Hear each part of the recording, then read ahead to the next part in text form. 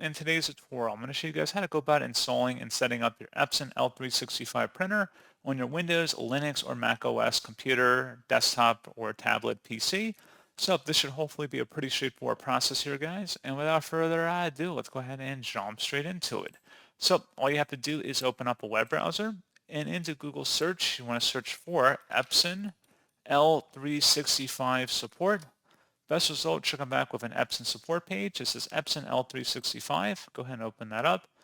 And then scrolling down on this page, you want to select your operating system from the drop-down menu, and then select the Go button.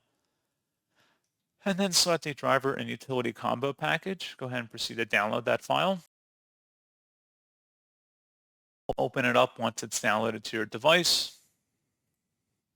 If you receive a user account control prompt, should be from a verified publisher from Epson. Select yes to proceed, and then just follow along with the on-screen prompts of getting your printer configured for your device. For example, setting up wired or wireless printing, as well as optional features you may choose to install alongside of your printer. And that's pretty much it.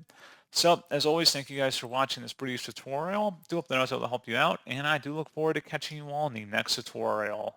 Goodbye.